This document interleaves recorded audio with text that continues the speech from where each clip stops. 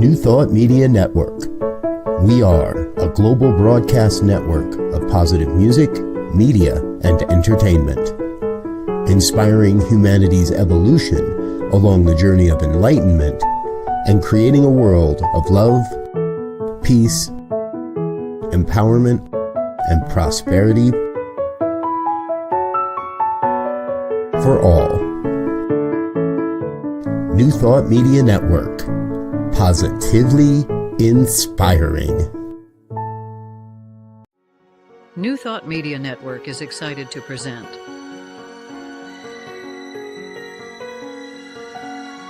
Divine Science Everywhere, Fridays at 2 p.m. Mountain Time and 4 p.m. Eastern. Come explore a modern experience of divine science with Reverend Joy Fletcher, Reverend Jeff Radcliffe, and Bishop Durrell Watkins. Join us as we open our eyes to divine science everywhere we look. Fridays on New Thought Media Network. Hello, happy Friday. Welcome to Divine Science Everywhere. I'm Reverend Joy Fletcher, and I'm so happy that you're here joining us today. And with me is me, Reverend Jeff from Giardi Ministries. And I am Durrell Watkins. I'm the senior minister of the Sunshine Cathedral. That's sunshinecathedral.org. I'm the president of Divine Science Federation. That's divinesciencefederation.org. I am an auxiliary bishop of the Global Justice Institute. I'm the dean of the Samaritan Institute, a religious education and divine science ministerial training ministry. I also want you to know that DSFI and DSMA, that is the Federation and the Ministers Association, are having a retreat on the sea in November. Inside cabins start at just $300 for this cruise. It's a 5-day cruise in the Bahamas in November. Great. And the upgrades are available. There are still some cabins available, but not for long. So if you'd like to join us, whoever you are, go to divinesciencefederation.org/events and book your spot today. Cool. And I'm Ruth Miller, and I haven't got anywhere near as many divine science credentials as that. We can fix that. You just wait until I introduce you, because you have got credentials at the. Yeah, you're good. We're gonna know. Okay, good. all right. Hit it, Joy. Okay. So we like to begin every week with a centering moment. And first, I would like to encourage you to just let go of the busyness, the energy that you brought with you that might be a sense of anxiousness or anything like that. Just be here in this moment. So as we take a deep and centering breath together, we're breathing in that infinite, beautiful presence of God, the omnipresence of God. We come across distance and circumstance to rest in this assurance that we live and move and have our being in this omnipresence, which is the foundation of divine science. We remember that Spirit is in all, through all, as all. From divine science, its principles and practice, Mrs. C.L. Bond wrote these words: as we contemplate the great world about us, letting our thoughts run out to all peoples of all nations, we quickly discern the sad lack of poise everywhere. Poise is needed on 3 planes: the so-called physical, the mental, and the spiritual. It is fine to have a well-posed body for every demand, and certainly mental balance is greatly to be desired, but the poise of understanding is greater than all else. The poise comes only to the one who is so consecrated to the truth that the deep things of the Spirit are revealed as an open book, and the surface happenings have no power to disturb. End of quote. These words remind us that true balance, true poise, is not merely about strength of body or clarity of thought. It's about alignment with Spirit. It is about living life in such consecration to truth that even the appearances of turmoil in the world lose their power to shake us. As we observe the world today, we too may see evidence of imbalance in our hurried pace, in our divided conversations, in the weight of uncertainty. And yet divine science teaches that harmony is not absent, it is eternally present within the Christ consciousness at the center of all life. So take another breath with me and gently release it, placing your attention gently upon your heart.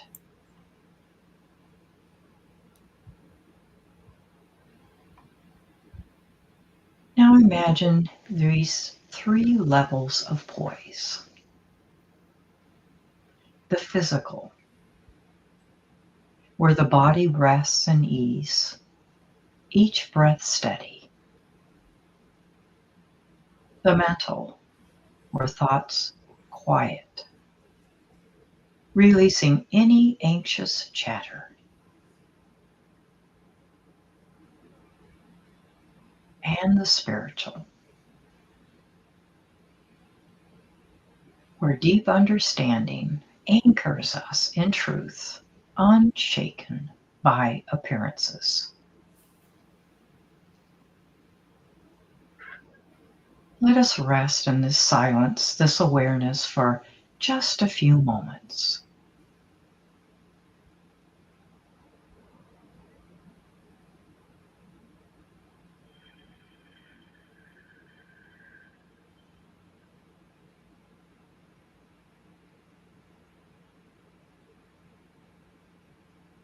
So let us affirm together, quietly in mind, silently to yourself, I am centered in divine poise. I live in balance of body, mind, and spirit.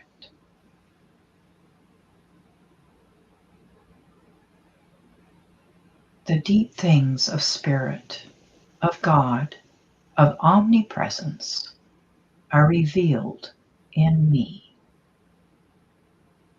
and nothing shall disturb the calm peace of my soul. Nothing can disturb the poise that resides deep within me. Nothing. I am that I am poised. I live from this space of poise.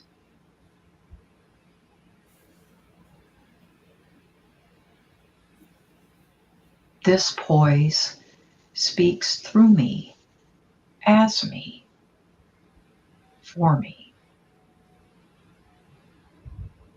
This poise speaks through you, as you, for all.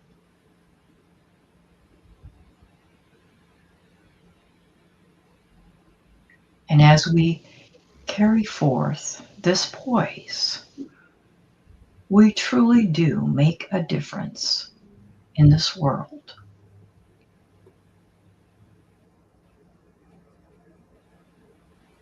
Let us endeavor to hold this poise and let it influence everything we think, say, and do. And seeing through this lens of poise, we see the beauty not only within ourselves, but each other, regardless of what it seems to be. We know that deep within each of us is this beautiful consciousness of peace, poise, light, and love. And so it is, and always shall be. Amen. Amen. Amen.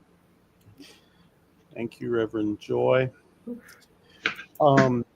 This is the brief segment now before we get to our guest that'll take up the more than half of the hour, but we want you to know a little bit about our world if you're new to this.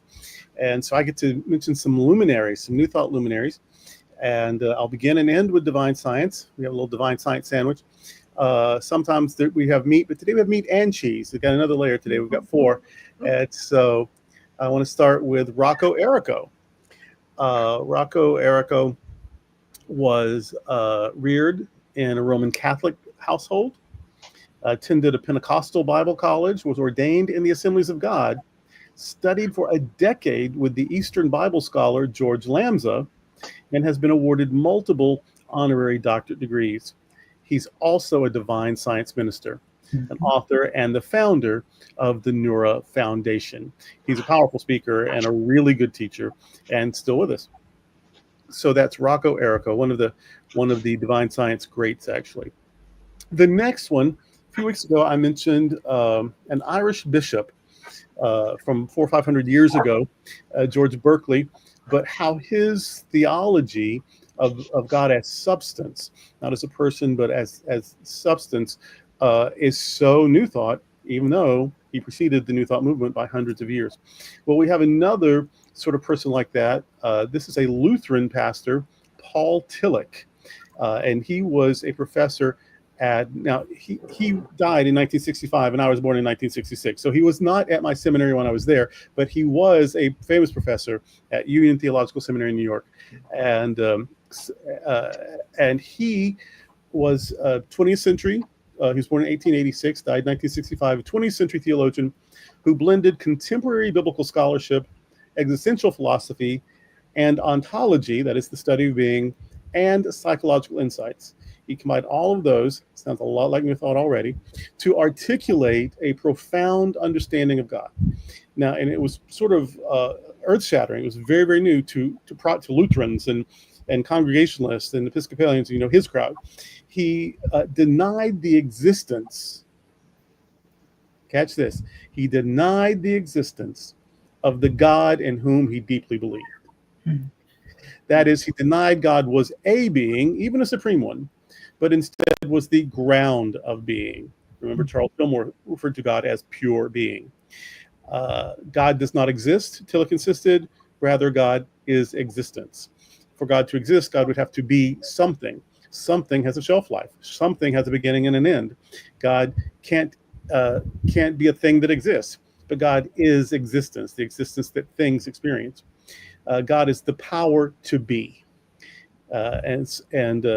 So all of these things that sound contrary to that from the Christian tradition, Tillich said was symbolic. Theological language is by necessity symbolic, and if you take it literally, you never get very far. So if New Thought was looking for a just Protestant theologian, I think he'd be the one. Next on our list is Louise Hay. She only died in 2017. She was almost 91. Louise had a difficult start to life. She was an abused child. She dropped out of high school. She became a model and married a successful businessman. But 14 years later, they divorced. It wasn't until she was in her 40s that she discovered New Thought. and studied to become first a spiritual practitioner and then a minister. She survived cancer and became a writer, painter, motivational speaker, and publisher. Love, forgiveness, and affirmations were her trademark tools for healing and transformation. Her career as a spiritual leader lasted almost 50 years, wherein she gave people hope and courage to face the difficulties in life. At the outbreak of the AIDS crisis, she started the Hayride, a popular support group for people diagnosed with a disease that at that time had no treatment. My husband discovered the Hayride in the 80s in San Diego and credits it for him still being around to be my husband today. After a long and fascinating life, Louise made her transition about 2 months before her 91st birthday. Her ordination was religious science, but you really couldn't put her in a box. She kept going beyond and beyond and beyond. And as we learned a few weeks ago, the religious science founder, Ernest Holmes, was first a divine science minister. And then finally, Erwin Gregg. Erwin Gregg was handpicked by Nona Brooks, sort of the secondary founder of divine science, handpicked by Nona to take the helm of the Colorado Divine Science College. He was one of the divine science leaders who formed the Divine Science Federation in 1957. Who'd have thunk I'd ever one day get to be the president of that organization, founded by people including Erwin Gregg. For many years, he was considered by some to be the primary leader, the de facto leader of the divine science movement. He retired in 1974 and was the author of The Divine Science Way. Fabulous little book, easy to read, must be on every divine scientist bookshelf. Well, that's our divine science new thought sandwich. There it is. Jeff is holding it up. And so now we'll take a little break and come back to our fascinating guest. And I promise not only are we going to be impressed by her, I bet we learned something before the hour is up. But for now, this is Divine Science Everywhere on the New Thought Media Network.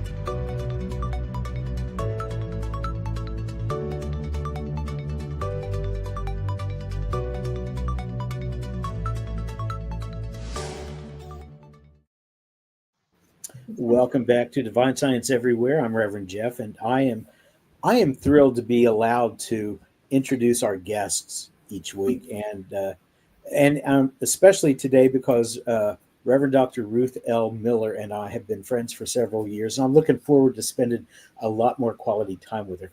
And you'll see why, because she is fascinating. She describes herself as the synthesis of all things relevant to consciousness, human potential, and culture. She works with individuals, nonprofits, churches, academic institutions, and small businesses to guide them through the confusion of today's world and into the new culture that is unfolding in and around the world today. She's taught dozens of classes, led countless workshops on new paradigms, systems thinking, futures research, served as director of the Cybernetic Systems program at San Jose State University, as well as being on the adjunct faculty at Antioch University in Seattle, Marlhurst University and Portland State University, both in Oregon. And she was appointed president of Emerson Theological Institute in January of 2025. She's got her bachelor's in anthropology with minors in American literature and museum studies from the University of New Mexico. She earned a certificate in environmental studies from Long Beach State University. Her master's is in cybernetic systems from San Jose State. Her doctorate is in systems science from Portland State University. And if that wasn't enough, she went on to earn a Doctor of Divinity degree at Emerson Institute. So she is degreed. She is more than knowledgeable. As a minister ordained in the New Thought tradition, she offers an interfaith approach to spiritual development. She served congregations in the Unity movement, the Science of Mind movement, and in Unitarian Universalist traditions in the Pacific Northwest. She's a published author. She's published papers in several professional journals, twice honored by publication in the General Systems Yearbook. And some of her books, which I love, among them 150 Years of Healing, which was recently released in a third edition entitled Healing by Words Alone, which, by the way, needs to be put out in a Kindle edition. Okay, just saying. And the one of the books that she's written that really helped me understand Emma Curtis Hopkins was Unveiling Your Hidden Power. She interprets Emma's metaphysical teachings into 21st century ease, if you will, making it more understandable for modern readers. Coming into Freedom, which updates the language of H. Emily Cady's Unity textbook, Lessons in Truth. These books have become standard text for New Thought students. And her book, Spiritual Success, is geared toward helping the reader develop their own daily spiritual practice. So it is my profound honor to welcome my friend, Reverend Dr. Ruth Miller. Yeah. And Thank you. it seems to me that after having gone through that laundry list of your accomplishments, the first question that comes to my mind is, how in the world did you find New Thought while you were doing all this other stuff? So while I was going through grad school and teaching and consulting and doing all those academic things, I was also raising two kids. And at one point I had a home in two different states and was needing to commute back and forth. And it was a rough time that the body gave out of. It just went, no, we're not doing this anymore. And there was more into that. One of the things I'm aware of is that many women, as we come into our late 30s, sort of fall apart. There's been a lot of folks who have had major wake-up calls in the form of diagnoses during that time. So I was pretty much flat on my back for a number of months. And the medical system was not helpful, not able to be helpful. And so I had been aware, because I'd been studying consciousness in and around and between everything else, I was aware that there were people who had become healed without the medical help. And this was prior to Louise Hay's fame, but I became aware of her during that time. I was involved in the early stages getting the Course in Miracles out, so I was familiar with that material. My grandmother had been in India, and as her youngest daughter put it, came back more Hindu than Christian, and had seen healings while she was there. And I had read books about people who had come back. So I knew it was possible, I just didn't know how. And the how was, first of all, go into the silence and discover the guidance there.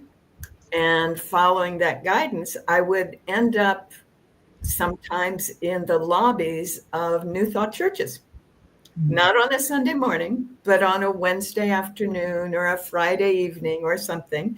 And there on some table or some rack would be exactly the next thing I needed to see. Funny thing how that works. And one of those was Emmett Fox's Golden Key. One of those was a couple of Unity tracks around healing. One of them was the Science of Mind overview. And so I brought those home, and I picked up the Louise Hay work, and I figured out a process that ended up clearing away all the emotional blocks in my thinking and the old belief systems that led to the symptoms. And then that allowed me to replace them with new ideas, which is what New Thought is, isn't it? Awesome. Now, I did not neglect this on purpose. It was by design. But I also want to call attention to the fact that you have your own show on New Thought Media Network called New Thought's Roots and Branches. And it's awesome because, folks, if you have not seen this, you need to look at this show. You need to watch this because it is powerful in that we get to see where New Thought came from, all the way from ancient roots that have gone back thousands of years. But I want to ask you a question about something that I saw. I rewatched your episode on Melinda Kramer a couple of days ago. And in the last 3 minutes of your episode, you said, there is a deep sweetness in the divine science movement that isn't present in any of the others. And you attributed that to the fact that there isn't any institutional push to keep things going. Would you care to expound on that?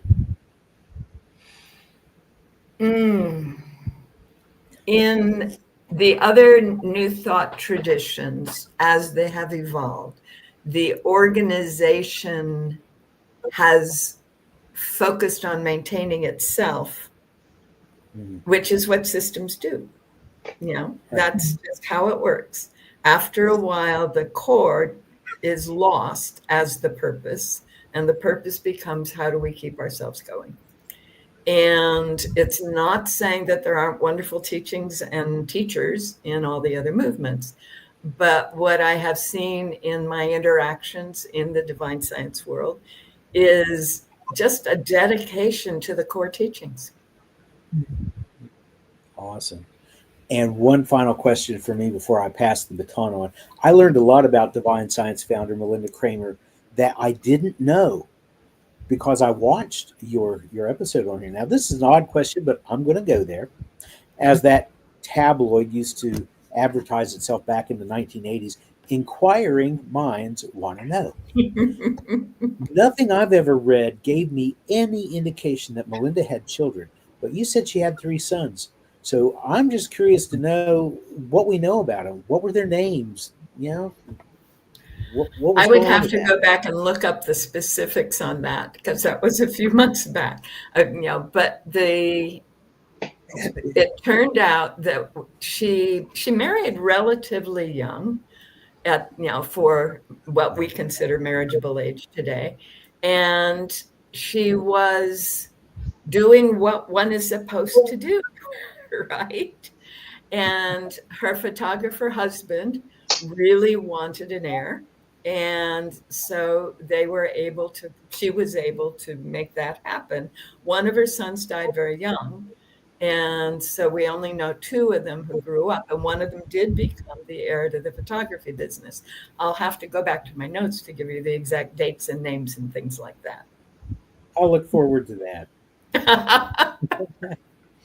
Well, I have another Melinda question. There's a bit of a controversy. Some have suggested that she may have slipped off to Chicago and learned something from Emma Curtis Hopkins, but sort of, I think the mainstream thought is that she did not. What camp are you in? Let us know. All right. So I know that she did go to Chicago, but it was late in her career. So she wasn't learning, she wasn't establishing her ideas in Chicago. Oh, okay. However, we do know that Emma was in San Francisco. So there is a slight chance that she did hear at least one of Emma's lectures while she was there in that period between 85 and 87. And there were also Christian scientists in the area. And there is a little bit of an echo of Christian Science in Melinda's early writings. Mm-hmm.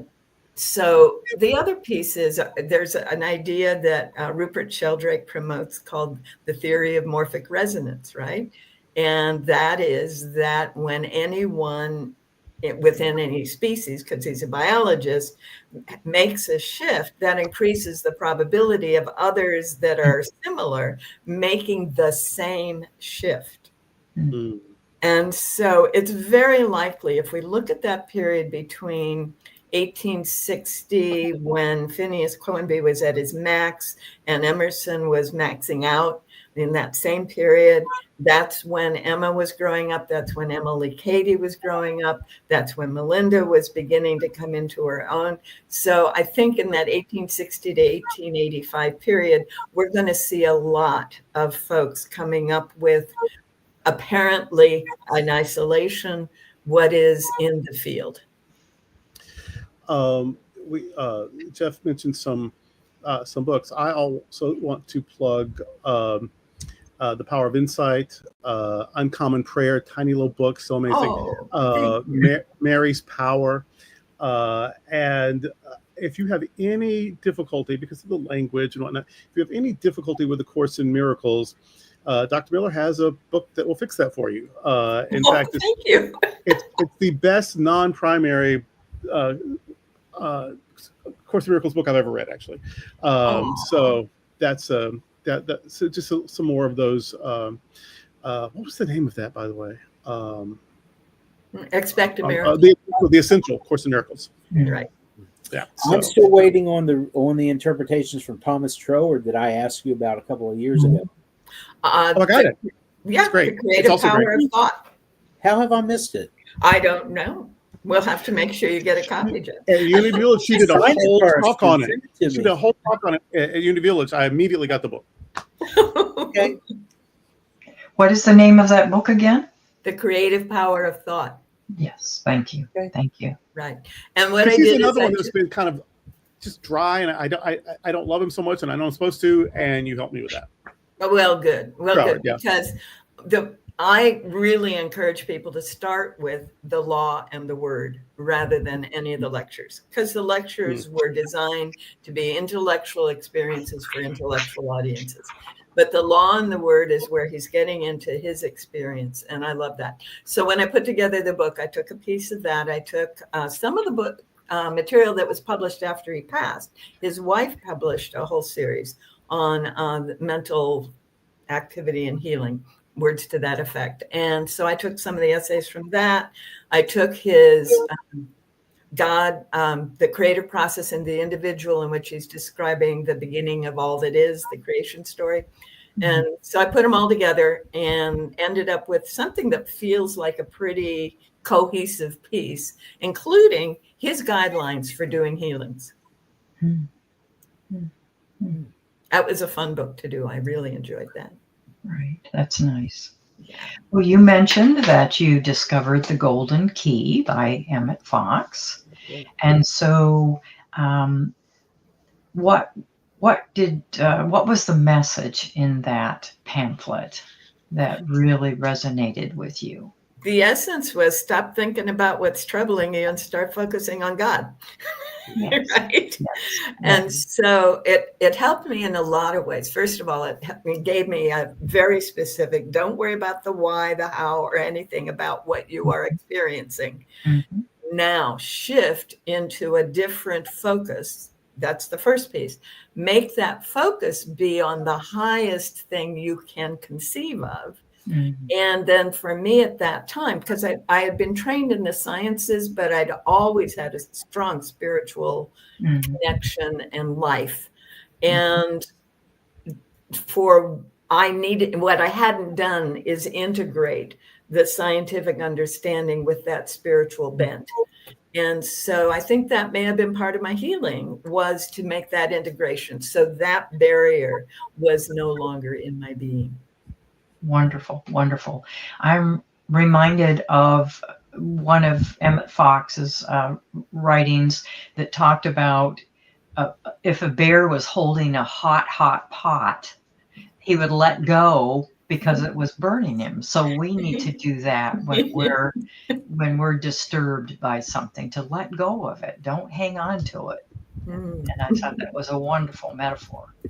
So from Emmett Fox, then, do you recall what divine science teacher or book you discovered after that? So let's see. The specifics I couldn't tell you. We're talking a couple of decades back. Yeah. But that was one of the half a dozen pieces that came my way. Mm-hmm. One of the things that you all, I think I shared with you, Joy, is I was at that time living in Portland, Oregon. And after I went through the period of healing, I attempted to go back into my profession and wasn't able to function as well, because now I was integrated and I couldn't leave the spiritual side out anymore. And in academia at that time, that was not acceptable. Mm-hmm. So I started trying to find ways to blend them. And I ended up going through an independent New Thought teaching seminary. And one of the, the person that was our New Thought teacher was Jody Stevenson, who happens to be religious science. But her way of teaching was to go around the room with an envelope full of slips of paper. And we were to pick out a slip of paper, divine lottery, she called it. Mm-hmm. And I pulled out this thing. I had no idea who this person was. And so she handed me a little book, and it was Nona Brooks. Mm-hmm. And she handed me a biography of Nona Brooks. Well, it turns out I was born about 3 blocks from where Nona was healed when she was 18. And I was named in an unusual church in Denver that happened to be the Divine Science Church. And at the time I was going through my healing, I was about 10 blocks from the Divine Science Center in Portland. Interesting. So I found Nona Brooks' life to be very interesting to me. And the fact that she often went to the camps that are up in Minnesota during the Depression years. My grandmother was running a settlement house in Minnesota. And during the summer, they would go to some of those camps. So as I began to become more and more familiar with the people, I started remembering the authors on the bookshelves in my grandmother's bookshelf. And I never saw Brooks, but I saw a number of other of those folks who were at those camps. So I wouldn't be too surprised if my grandmother and Nona Brooks hadn't overlapped. Wow. Nice. Wonderful. Amazing. That's great. I know that we're divine science. We're divine science everywhere. And we don't always have a complete across the board knows everything about everything New Thought historian with us. So I hate to limit us to just divine science because we don't have this. What can you tell us? Because we're still around divine science. We're not the big organizations, but we're still around. And we, yes, you are. We don't have we're all volunteers. I'm a volunteer. We're all volunteers. We don't have a paid executive or whatever. We have like a 15-hour-a-week office person, and that's it. Everybody else is volunteer, and we seem to do pretty well. And then a lot of people co-affiliate with us. They found New Thought in another way, but they also like us too, and so they come and we don't care. We just are the most hippiest, loosey-goosey, Montessori. That's our place in New Thought, and we love it. We're not ashamed. We're proud. But me too. Right. And then, of course, religious science were sort of 2 amazing things. And then there was another one, the Global Religious Science Ministries, and then Anton. And then Anton sort of became huge. And then the other 2 came together. Now CSLC. And then Unity has just been, the grand dame of the Midwest forever or whatever. But in all of that, there was the Church of Truth, which is fascinating, and the Homes of Truth. And, they're, I guess, still around, but not. Their story is not as known. And so can you talk about our cousins, the Homes and Church of Truth? Sure. I'm happy to do that. So in San Francisco, after Melinda passed, so she passed in 1906, shortly after the earthquake, there was a big gap. And one of the people who saw that gap was a woman named Annie Ricks. And Annie Ricks got together with her good friend who owned a bookstore in the, not the Nob Hill area, the North Beach area of San Francisco. And they decided to start offering the kinds of books and teachings that Melinda had been offering, and others as well. And so when Emma Curtis Hopkins came back to town in that period, she connected with them and saw what a marvelous teacher Annie was, and hired Annie to come back to Chicago and help to run the seminary there. So she was in the faculty. She was initially a student, and then she was on the faculty, and then one of the administrators of Emma's seminary. And she got her sister mixed into that. Annie and Harriet were sisters together, and both did the work. And then Emma shut down the seminary went off to be a mystic, and Annie went back to San Francisco and then went across the bay to Alameda. And I've actually hung out in the Home of Truth in Alameda. My daughter was living nearby for a while, so I'd go over there. I've done a couple of talks over there. And she created the Home of Truth as, an independent, very, as you say, not quite isolated, but disconnected from the rest of everybody else. And then Harriet went down to Southern California and created a couple of things, including what became the Sanctuary of Truth in Pasadena.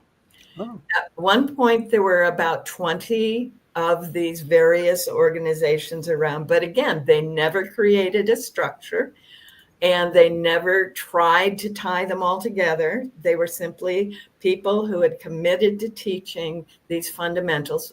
Emma Curtis Hopkins was a huge part of their work, but they picked up on Melinda and on Nona and on Fanny Brooks' works. They liked Fanny. And I love Fanny. Yeah, she's amazing. And so they tried to integrate a little bit, but they were also very definitely not the religious science people. Mm-hmm. They were not teaching a 5-step treatment program that science of mind students tended to pick up on.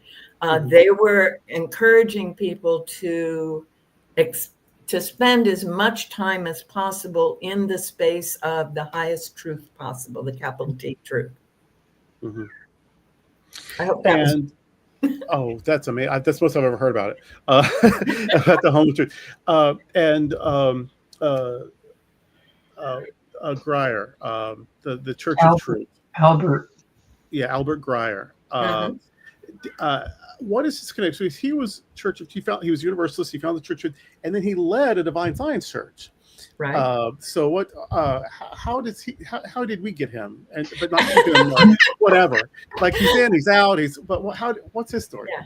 So I don't know the specifics because I haven't really put together a program on him. But I do know how that can happen because I work with Unitarian Universalists. And in the town where I am working most with them, there is no New Thought Church. There's no Divine Science Unity, CSL, nothing. So all the folks who are inclined to a Unitarian theology, one, and a Universalist understanding, we're all part of it and nobody goes to hell. That's the essence of it. Tend to wander into the Unitarian Church there. So I've got maybe 50-50 social justice, eco justice kinds of Unitarians and New Thought, let's do mind treatments kind of New Thought folks. So I can absolutely see how someone during that period where the Unitarians and Universalists were coming together, or who grew up in the Universalist tradition, would be drawn to recognizing this other piece. But I also would like to suggest that your very own Tim Stewart, coming out of the Pentecostal movement, it makes a huge difference. There's more than a little overlap between, embodying truth and spirit and allowing healing to happen, and the Pentecostal movement, which is focusing on that as well. So that's my sense that, oh dear, I'm sitting at someone else's desk. Forgive me. I got to turn this off. All right, great. I got it. So yes, to be able to see those connections and then to want to be with people who think like that and to continue those teachings, absolutely. That makes perfect sense to me. Annie, can you say something about pre-Vivekananda Annie and post-Vivekananda Annie? Well, you know that Yogananda went and hung out at Unity Village, and he's the one who taught Myrtle and Charles how to meditate. No, I did not know that. I learned that from one of his students. Wow. We do know, and we're very proud that Roy Eugene Davis, a disciple of Yogananda, was also Divine Science. Yes. And he's just amazing. I love that man, love his work. And everyone I know who spent any time with him at conferences and so on said that they were just blown away not only by his presence and his understanding, but also by his, shall we say, paranormal abilities. Mm-hmm. Yes. Yeah. So He initiated me into Kriya Yoga, and it's something that it was, Good. I mean, the moment, the moment, it was itself life-changing. It was amazing. That's beautiful. Y'all better jump in. We got a couple of minutes till we got to take a little break. And you know me, I'll just ask her 1,000 questions. You got to jump in. Well, I've got a really bizarre question. Well, I don't know if it's bizarre or not, but I've seen her name spelled two different ways. I've heard it pronounced two different ways. Nona's oldest sister. Right. Is she Althea or is she Alethea? Exactly. And exactly. Because I can see if you spell her name Aleethie or A. E-A. Yeah, right. Whatever. I can see where you might say Althea instead of Althea, but to me, it seems like it should be pronounced Alethea. So you're the consummate expert in this. Oh my goodness. You're the historian. You should know, right? Mm-hmm. Mm-hmm. So my understanding is it was actually pronounced Alethea. Alethea. Okay. Yeah. All right. Nice. And so that is with that extra E in it is also the correct Alethea. spelling. Alethea. That blew me away. I wasn't expecting that. We need to spread the word. Right? That's why this program is so important. You wouldn't have heard that anywhere else. You would have learned that anywhere else. The others wrote. Like I always think of Fanny as sort of the systematic theologian of divine science, and Nona as sort of the administrator and the visionary, and Alethea as who's that? So, but she's actually the one who had the connection to the Fillmores. Yeah. Yeah. Oh. Well, they all did. Okay. But hers was very direct. Yeah. So when Charles and Myrtle were married, they thought they were going to his business in the Leadville area of Colorado, where he had a business going, but the town had gone bust while he was off marrying Myrtle. So they went straight to Pueblo, and he was able to wangle his way, I won't go into the details, to be able to start his new business there and support his wife. And he partnered with a man named Charles Small. And that partner married Alethea Brooks. And they had children. And then when Charles and Myrtle went on, they went on to Kansas City. And none of the official historical records talk about this. But when they were finally established and had the resources, the whole Unity community would go up to the hills in Colorado for a summer retreat every year, and the Smalls would join them. So that was part of what continued over the years. My sense is that the sisters chose Nona to be the official head because she was the one with the degree. She was the one who'd gone to school and got the degree, and she didn't have a bachelor's, but at that time that was, just to have any degree at all was huge. Yeah. And so that's why they chose her to be the official director leader. But also she was the most visibly powerful healer of the bunch. And, that made a huge difference, that people would want to learn more from her. And from what my understanding is that the Fillmores and the Brooks sisters maintained a relationship, and they would pulpit exchange and they would overlap. Even though they had different movements or ideas, there still was a decent collaboration and overlap. I think there was, and I think that's part of the reason that when Emmett Fox wasn't able to be ordained by his beloved Charles Fillmore, that Nona could step in and be the other person. Now, she was a guest lecturer a guest speaker at the church he was taking over. But still, I think that is part of why it was a comfortable shift for all of them. Yes. And I like the idea that there was collaboration, not competition, from what I understand. Well, No, Annie there Rix wouldn't. Millet's also. Annie Rix was also taught. Annie Rix Millet's also taught at Unityville. I mean, they were. It seems like the early Fillmores were very collaborative and welcoming. Yeah, absolutely. Well, and Annie Rix was a big part of the, Emma Hopkins movement, and the Fillmores had been brought into New Thought because of Emma Curtis Hopkins. So there was a lot of overlap in that. Well, this is fascinating. We're going to come back and get a little bit more, but right now, this is Divine Science Everywhere on the New Thought Media Network.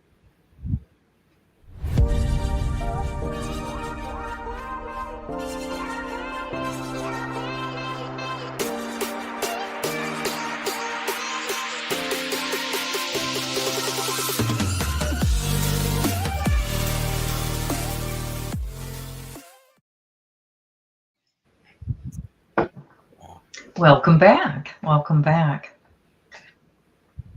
Some of our future guests are on September 5th, Dr. Jerry Troner, who is the president of Anton. And the following week, the 12th of September, is Reverend Charlene Manuel, who is with the Unity Movement as well as the Parliament of World Religions. And we're so delighted that you could join us today, Ruth. And it's wonderful. It's just wonderful. We really appreciate all that you brought to us, all the teachings of fast knowledge. We really, really appreciate it. Well, thank you. I'm realizing. I want to go back and clean up one detail. I keep saying Annie Rix, and you keep saying Annie Millets, and people need to understand that while she was a student at Hopkins Seminary, she met Paul Millets and married him. Oh, nice. I didn't know why it was Annie Rix Millets. I've just always said all the words. You've been very gracious to answer all our questions. Is there anything you want to say to us that we didn't think to ask, but we just really should probably know? That's opening up a Yeah, really. One of the things that I was before I got into the ministry was a futurist, and my job was to forecast 20, 30, 50 years out what was going on based on current policies, current technologies, current environmental shifts. And while I was studying that and while I was doing that, one of the things that became clear was that the system that we call a democratic republic, that is actually a global empire right now, cannot survive, basically, can't survive. And we couldn't get it to extend beyond 2050. In fact, 2040 looks like the emergence of the new way of being. And part of the reason that I remain in New Thought is I am of the conviction that the principles of New Thought, integrated with the principles of Unitarianism, their commitment to honoring every individual, to accepting each other, to a democratic process in interactions, and so on, and the web of life, the integrated web of life, all of those principles woven into ours are the basis for the culture that is emerging to replace the system that was based on empire and was dominating over the people who were living an earth-centered life. So I'm of the opinion that we need to continue to share these ideas because people are hungry for them and they are the basis for the emerging culture. You've given a great thumbnail sketch of that. You have to come back just so we can talk about that alone, because that sounds like it's super important and that we really need That's to an hour. That's a whole hour of just that one topic. Would you? I'd be honored. Thank you. And people can find out more on my website, so you can do that too. That works. Great. Well, another hour just flew by, and we're so glad that you could join us for our 20th episode. My goodness gracious. So just remember that divine science means God in all, through all, as all. And until next time, we're Divine Science Everywhere on New Thought Media Network. See you next week. Bye, y'all. Blessings. Bye. Thank you. Thank you.